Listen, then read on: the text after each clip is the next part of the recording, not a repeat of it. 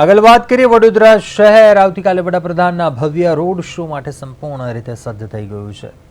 માહિતી પ્રમાણે નરેન્દ્ર મોદીનો 1.5 કિલોમીટર લાંબો રોડ શો ગદા સર્કલથી એરપોર્ટ સુધી યોજાશે, જેમાં હજારો કાર્યકર્તાઓ સ્થાનિક લોકો મોટી સંખ્યામાં જોડાશે તેવી અપેક્ષા છે।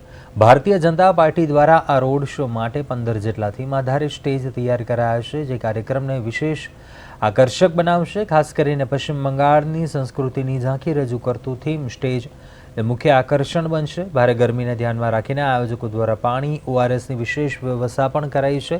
સમગ્ર કાર્યક્રમ દરમિયાન ચુસ્ત પોલીસ બંદોબસ્ત ગોઠવવામાં આવ્યો છે કે જેથી સુરક્ષા વ્યવસ્થા સુનિશ્ચિત રહી શકે।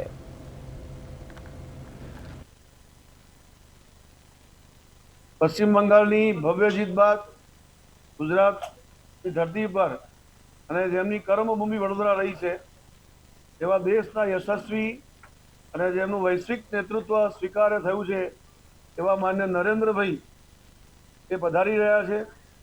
સરદાર ધામના છાત્રાવાસના લોકાર્પણમાં આવી રહ્યા છે ત્યારે વડોદરાના નાગરિકો દ્વારા આ પશ્ચિમ બંગાળની ભવ્ય જીત બદલ એમનું સ્વાગત અને અભિવાદન થાય એવા પ્રકારનો કાર્યક્રમનું આયોજન દિનાંક 11 મે 2026ના રોજ સોમવારે સાંજે 5:30 વાગે ગદા સર્કલ અરણીથી એરપોર્ટ જૂના એરપોર્ટ સુધીનો રોડ શોનું આયોજન